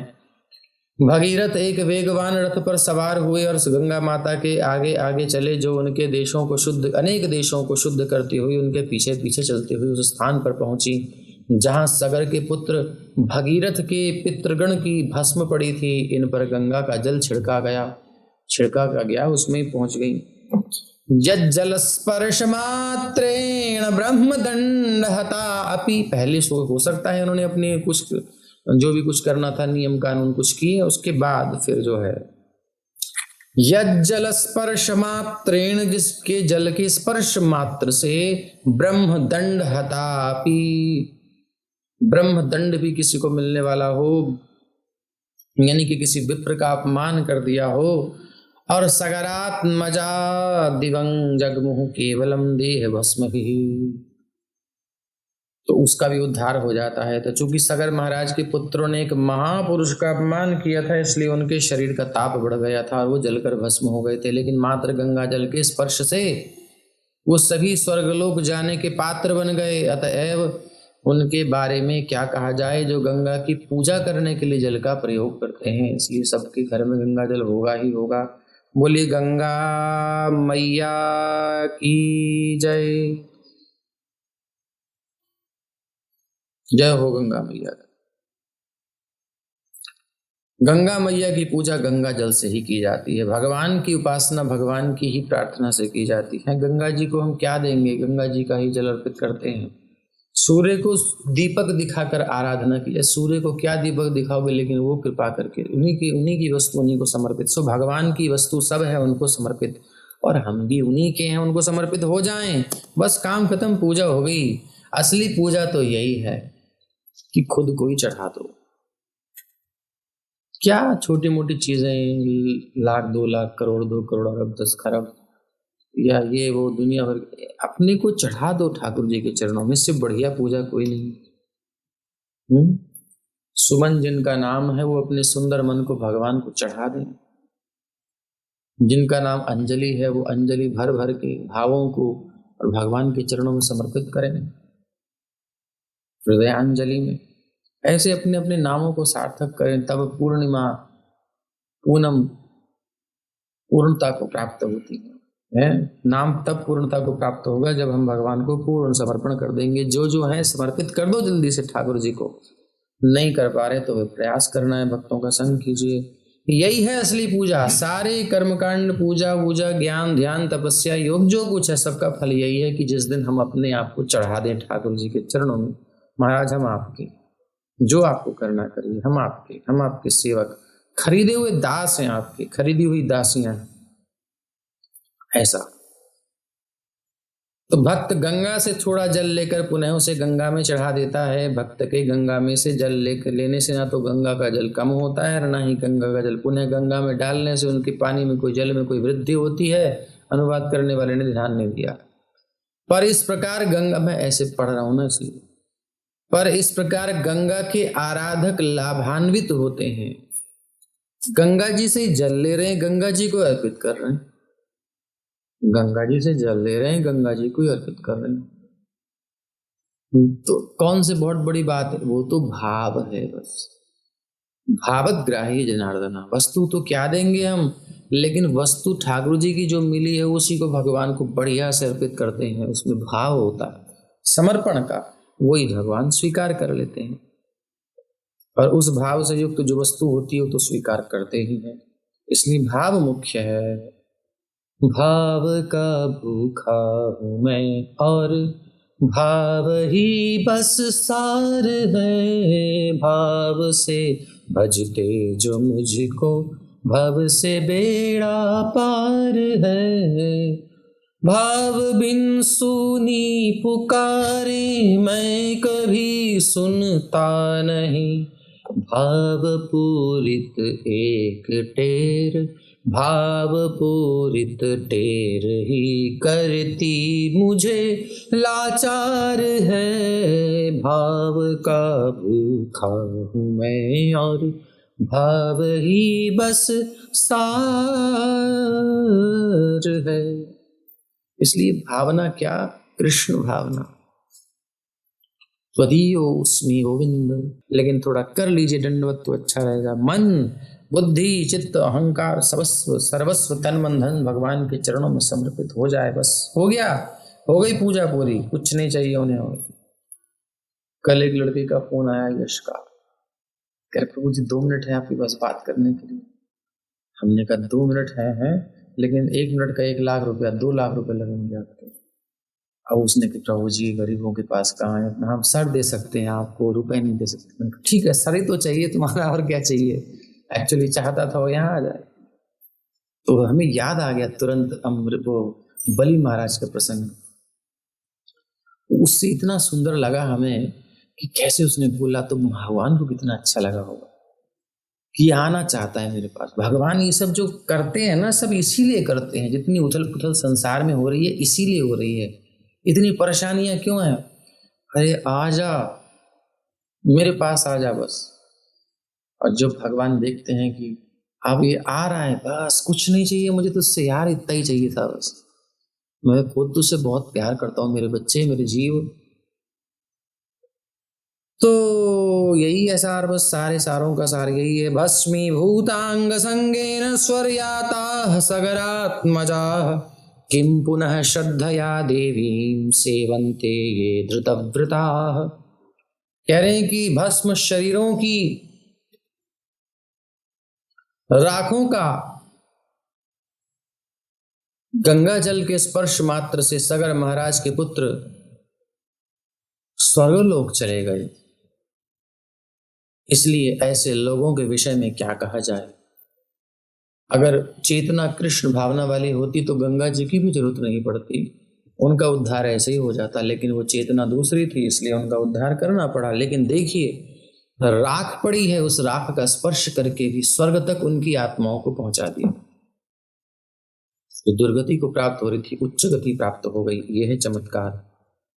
इसलिए ऐसे लोगों के विषय में क्या कहा जाए, जो संकल्प लेकर श्रद्धा पूर्वक गंगा मैया की पूजा करते हैं। गंगा मैया की जय। ऐसे भक्तों को मिलने वाले लाभ की मात्र कल्पना ही की जा सकती है। केवल कल्पना कर सकते हैं ऐसा होगा कैसा होगा। बहुत लाभ होता है उनको जो श्रद्धा से गंगा जी की सेवा करते हैं। और गंगा जी को अशुद्ध करने में जो लगे हैं उनका क्या होगा, तो फिर आप जान लीजिए। न ह्ये तत्परमाश्चर्यं स्वरधुन्या यदि तो स्वरधुन्या यदि होदितम् अनंत चरणाम्भोज प्रसूताया भवच्छिदः। क्योंकि गंगा मैया पूर्ण पुरुषोत्तम भगवान श्री अनंत देव के चरण कमल के अंगूठे से निकलती है ना। अतएव मनुष्य को भव बंधन से मुक्त करने में सक्षम है। जिसका भी कनेक्शन भगवान से है वो कल्याण कर सकता है, और जिसका कनेक्शन भगवान से डिस्कनेक्ट हो गया उसका कुछ नहीं हो सकता। पल्ले पै गई गल के नहीं पाई, पै गई ना। उसका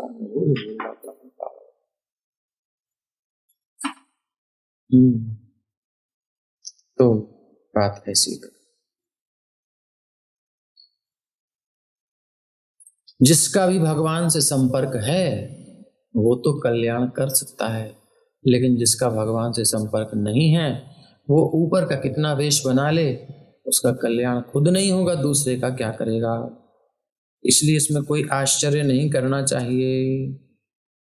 न ही तत् परम आश्चर्यम। गंगा जी में भी भगवान के चरणों के स्पर्श की महिमा है, चरणों का धोवन है, इसलिए चरणामृत की महिमा है। इसलिए यहां पर उनके विषय में जो कुछ बताया गया है वो तनिक भी आश्चर्यजनक नहीं है। सन्निवेश्य मनो यस्मिन् श्रद्धया मुनयो मलाः त्रैगुण्यं दुस्त्यजं हित्वा सद्यो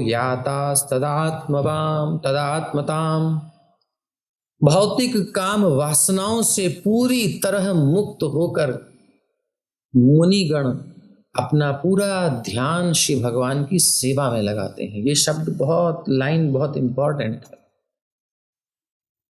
कभी शिकायत आए ना मन में कि मेरे साथ ऐसा क्यों, उसके साथ ऐसा क्यों, ये वो पढ़ लेना। भौतिक काम वासनाओं से पूरी तरह मुक्त होकर मुनिगण अपना पूरा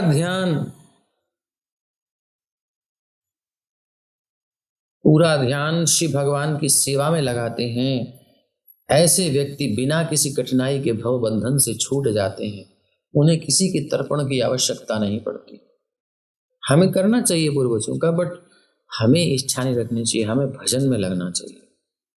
ये सब के चक्कर में नहीं पड़ना है कि कर्मकांड वांड सब हमारे लिए कोई करेगा। बेटा कोई नहीं करेगा, तैयार हो उस बारे में। आगे आने वाली जनरेशन नरक में गिराएगी जरूर अगर अटैचमेंट रखा तो। इसलिए भूल जाओ, भजन करके सीधा भगवत धाम जाना चाहिए। ऐसे व्यक्ति बिना किसी कठिनाई के भवबंधन से छूट जाते हैं। कैसे व्यक्ति?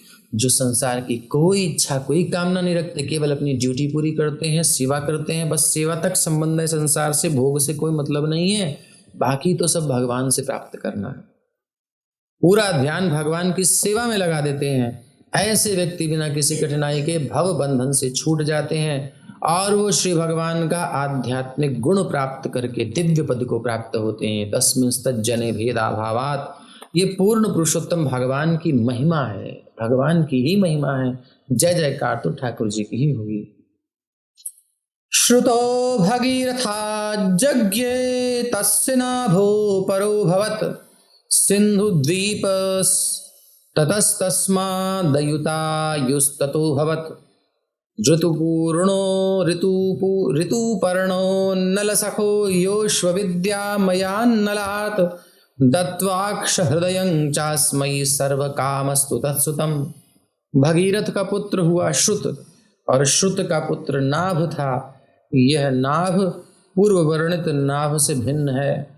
नाभ का पुत्र सिंधु द्वीप हुआ, जिसका पुत्र अयुतायु, और अयुतायु का पुत्र हुआ ऋतुपर्ण, जो नल राजा का मित्र बना। नल बड़ा फेमस हुआ है, चरित्र है इनका, महाभारत में बड़ी विस्तार से कथा है।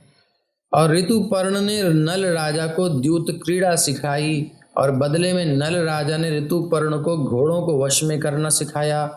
कोई भी घोड़ा हो, कैसा भी हो, वश में कर लेते थे, सिखा दिया। और उनकी देख रेख करना सिखाया, कैसे घोड़े को। तो ऋतुपर्ण का पुत्र सा सर्वकाम। द्यूत भी एक कला है और क्षत्रियों को द्यूत क्रीड़ा की कला में अपनी प्रतिभा दिखलाने की छूट है। देखो, रजोगुणी व्यक्ति जो होता है, कुछ लोग होते हैं ना, उनको कुछ छोड़ना पड़ता है, कुछ पावरफुल होते हैं तो उनको कुछ छूट देनी पड़ती है। अब वीटो पावर है तो उसका यूज कर लेते हैं लोग ना, तो छूट दे देते हैं, कुछ कह नहीं सकते उनको। सो ऐसे ही कुछ लोग हैं जो रजोगुण भयंकर उनके अंदर होता है, क्षत्रिय प्रवृत्ति होती है, उसमें थोड़ी वासनाएं, कामनाएं, इच्छाएं, सब चीजें ज्यादा होती है, अदम्य होता है। साहस भी उनका अदम्य, क्योंकि एक के साथ एक प्रिय होता है ना, तो रजोगुण में साहस भी अदम्य साहस होता है। जो क्षत्रिय होता है उस साहस को मेंटेन करने के लिए इसकी सपोर्टिव जो चीजें वो भी चाहिए होती हैं उनको, इसलिए वो थोड़ी सी जो स्त्री के प्रति आकर्षण होता है, रजोगुण का ही मेन तो वही है, पर्पस तो वही है, सारा जड़ तो वही है। सो वो आकर्षण जो इनको बल मिलता है। देखा होगा आपने कभी कोई किसी की जो गर्लफ्रेंड है या पत्नी है या कोई अपनी है, उसके सामने किसी को कोई कुछ कह दे जरा, फिर देखो उसकी आग कैसे लगेगी। वैसे कोई बात कर ले तो चलो कोई बात नहीं, उसके बारे में कह देगा तो आग लग जाती है। लगती है नहीं लगती? कोई देख भी ले तो आग लग जाती है। हिम्मत कैसे हुई तेरी देखने की, बोलने की, और ये और वो। अगर दम है तो बेकार का आदमी है तो फिर चुपचाप बेटा क्या करेगा, लेकिन आग अंदर लगती है। तो इसी प्रकार से उत्साह ये जो आता है ना, ये जो युद्ध की इच्छा, ये जो कॉज होते हैं, जर जोरू जमीन। युद्ध किस लिए हो रही है? जर के लिए, धन, रजोगुण। जोरू स्त्री के प्रति आकर्षण, ये वासना, इसके लिए युद्ध होते हैं। और जमीन, जर, जोरू, जमीन, ये फेमस चीजें हैं। तो हम क्या बोले, जन संसार में प्रसिद्ध ही जमीन की लड़ाई होती है। ये सीमा चाइना बढ़ाया जा रहा है यार, पाकिस्तान अलग चक्कर में है, उधर से ये, उधर से वो, सब लोग लगे पड़े। ये सब यही कारण है, ये रजोगुण है, ये सब के रजोगुण है मूल में। और अगर इसको मेंटेन करना है तो इन चीज़ों की यूज होनी चाहिए। अब किसके पास प्रॉपर्टी नहीं है तो वो क्या करेगा?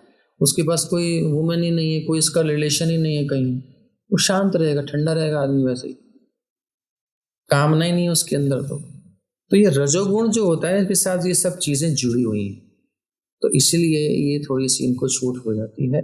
अगर संसार में रहना है इस गुण में तो ये सब चीज़ें चाहिए होती हैं, लेकिन अगर आपको निकलना है तो भैया रजोगुण को छोड़ दो, सत्वगुण में आओ पहले, फिर सत्वगुण को भी टाटा बाय बाय करके ठाकुर जी की सेवा में जाना।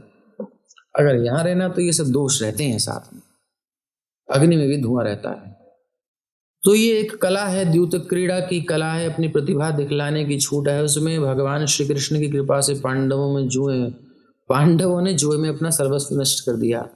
आगे क्या लिख रहे हैं प्रभुपाद जी, भगवान श्री कृष्ण की कृपा से पांडवों ने जुए में अपना सर्वस्व नष्ट कर दिया। मैं समझता हूं कि इतना सुन चुके हो आप, अब बताने की जरूरत पड़ी नहीं होगी कृपा कैसे है ये। फिर भी यदि कोई डाउट है तो कमेंट कर दो। और वो अपने राज्य, पत्नी, परिवार और घर समेत सबसे वंचित हो गए, क्योंकि वो द्यूत कला में पटु नहीं थे, परफेक्ट नहीं थे। दूसरे शब्दों में हो सकता है कि भक्त भौतिकतावादी कार्यकलापों में दक्ष न हो। भक्त भौतिकतावादी कार्यकलापों में दक्ष न हो। कोई परफेक्टनेस नहीं चाहिए संसार में। कहे ना कि तुम किसी काम के नहीं हो, हाँ बिल्कुल नहीं हो, बहुत अच्छी बात। संसार में अगर भक्ति करनी है, भगवान को प्राप्त करना है, भगवत प्राप्ति करनी है, तो संसार के काम के बन के नहीं रहना है। फिर असमंजस की तरह है, प्रशद्र की तरह फिर भगवान के काम के बनना है, संसार के काम के बनना ही नहीं है। दूसरे शब्दों में हो सकता है कि भक्त भौतिकतावादी कार्यकलापों में दक्ष न हो। अतएव शास्त्रों का उपदेश है, जरूरी नहीं है डिवोटी संसार के कामों में दक्ष होगा, नहीं हो तो कोई बात नहीं है, तो चलेगा, लेकिन फंसेगा फिर। इसलिए शास्त्रों का उपदेश है कि भौतिक कार्यकलाप जीवों के लिए, विशेष रूप से भक्तों के लिए अनुकूल नहीं है। इसलिए असत्संग त्यागना है, ऐसी कामना से युक्त होकर के कुछ अत्यधिक प्रयास नहीं करना है संसार में, जितना से जीवन चले उतने में बस तैयार रहना है अगर भगवत धाम जाना है तो। और नहीं तो फिर लड़ाइयाँ करो और कलेक्शन करो, फिर तो कोई रोक ही नहीं सकता। एक के बाद एक जीतिए, आराम से जीतते जाइए जंग, और बाद में फ्लैट होकर के पृथ्वी पर पड़े रहो। फिर पृथ्वी हंसती है, हा हा हा हा हा, ये कहता था इतनी भूमि मेरी, इतनी भूमि मेरी, अब कहाँ है इसकी भूमि, कहाँ है, कहाँ है, ये खुद मेरी प्रॉपर्टी हो गया, क्योंकि इसको जो भूमि मैंने दी थी वो मैंने ले ली। अर्थात ये शरीर भी तो मिट्टी है, तुम कितनी मिट्टी इकट्ठी करोगे तुम खुद मिट्टी के हो जाओगे एक दिन। ये हंसती है भूमि। इसलिए भक्त को भगवान द्वारा जो भी प्रसाद भेजा जाए उसे खाकर ही संतुष्ट होना चाहिए, ज़्यादा नहीं सोचना चाहिए। मतलब कि आपको जो भी मेंटेनेंस के लिए मिल रहा है इजीली, हल्के से प्रयास से, उतना ठीक है। ज़्यादा की डिजायर करने में प्रॉब्लम आएगी, भक्ति में मन नहीं लगेगा। भक्त शुद्ध भक्त बना रहता है क्योंकि वो द्यूत कीड़ा से, जुए से, नशे से, मांसाहार से और सेक्स लाइफ से दूर होता है। इन पापों में नहीं पड़ता। इनमें पड़ेगा तो फिर ये संघर्ष आता है। जब कहीं किसी से संग हो जाता है तो अटैचमेंट होना ही स्वाभाविक है। आजकल के जो युवक हैं विदेशी वगैरह, वो कहते हैं ओनली, केवल रिलेशन रहेगा थोड़ा सा बस फिजिकल, बाकी नो इमोशन, नो ये नो वो, कुछ नहीं चाहिए, क्योंकि फिर फंस जाता है ना। तो लेकिन ये होता नहीं है, कोई ना कोई तो फंस ही जाता है। एक अगर खेल कर रहा होगा, दूसरा ले लेता है दिल पर, फिर वो दिल पर लेता है तो फिर वो डिप्रेशन में जाता है, तो फिर आत्महत्या करता है या फिर मार देता है। ये केसेस तो विदेशों में होते ही रहते हैं और यहाँ भी शुरू हो गए हैं। तो भैया रजोगुण से अगर आपने थोड़ा सा भी कुछ छेड़खानी करी तो रिएक्शन तो होना है, चिंगारी तो निकलेगी, इसलिए दूर रहना अच्छा है। ततः सुदासस्तत्पुत्रो दमयन्ती पतिर्नृपः आहुर्मित्र सहंग्यम वै कल्माशांघ्रिमुत क्वचित् वसिष्ठ शापाद रक्षो भूधनपत्यः स्वकर्मणा। सर्व काम का सुदास नामक एक पुत्र था, जिसका पुत्र सौदास कहलाया, जो दमयंती का पति था। सौदास कहीं कहीं मित्र सह या फिर कलमाशपाद के नाम से जाना जाता है। तो अपने ही दुष्कर्मों के कारण मित्र सह निसंतान था और गुरु वशिष्ठ द्वारा उसे राक्षस बनने का शाप मिला था। अब जब ये सुना महाराज परीक्षित ने, तो परीक्षित महाराज ने कहा कि महाराज, अब जब आपने चर्चा चलाई है तो थोड़ा बताएंगे। बोले क्या?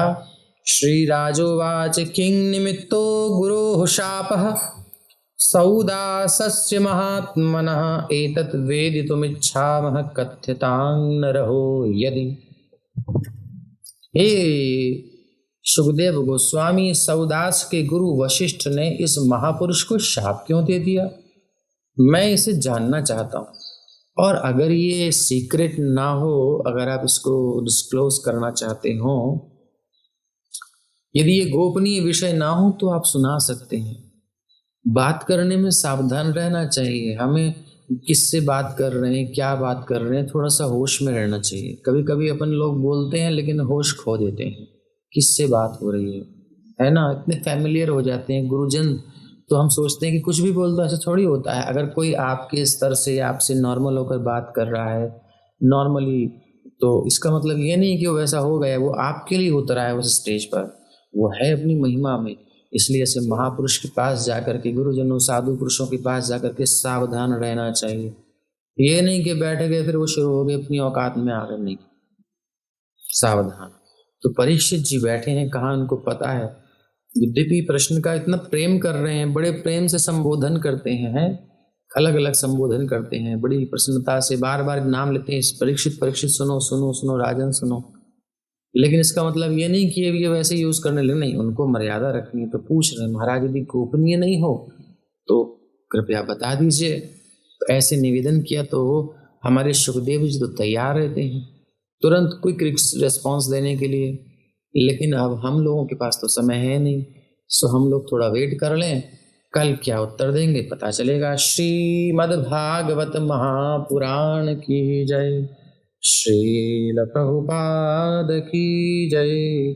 ओम नमो भगवते नरसिंहाय। नमस्तेजस्तेजसे आविराविर्भव वज्रनख वज्रदंश्रकर्माशयान रन्धय रन्धय तमोग्रस ग्रस ओम स्वाहा। अभयमभयमात्मनि भूयिष्ठा ओम क्षौम। भक्ति विघ्न विनाशक श्री नृसिंह भगवान की जय।